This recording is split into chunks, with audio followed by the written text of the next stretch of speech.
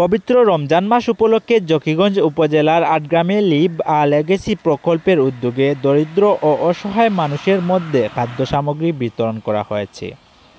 আজ সোমবার এই কর্মসূচিতে প্রায় ৫৫ জন সুবিধাবঞ্চিত মানুষের হাতে প্রয়োজনীয় খাদ্য সামগ্রী তুলে দেওয়া হয়।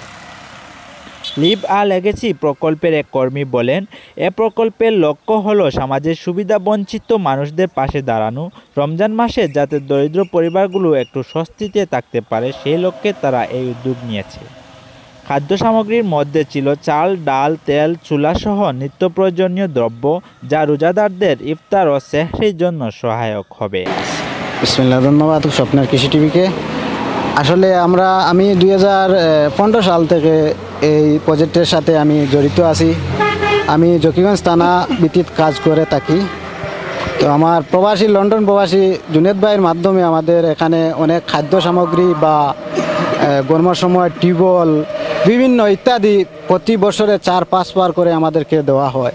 তো এবারে রমজানে আমাদেরকে ফুড দেওয়া হয়েছে। চাল আছে, খেজুর আছে, তেল আছে, আলু আছে, সাবান আছে, ডাল আছে। প্রায় 1000-এর উপরে আমাদের এখানে একজনের সামান আছে। এখানে আমরা প্রায় 55 জনকে দিচ্ছি এই রমজানে। আর আমরা পরবর্তীতে প্রোগ্রাম আছে খানাইরঘাটে আরও 55 জনকে দেওয়ার জন্য। ধন্যবাদ। উপকারভোগীরা এই উদ্যোগের প্রশংসা করেন এবং আয়োজকদের প্রতি কৃতজ্ঞতা প্রকাশ করেন। তারা আশা প্রকাশ করেন ভবিষ্যতে এ ধরনের মানবিক উদ্যোগ অব্যাহত থাকবে। লিভ আ লেগেসি প্রকল্প বিভিন্ন সামাজিক ও মানবিক কার্যক্রম পরিচালনা করে আসছে।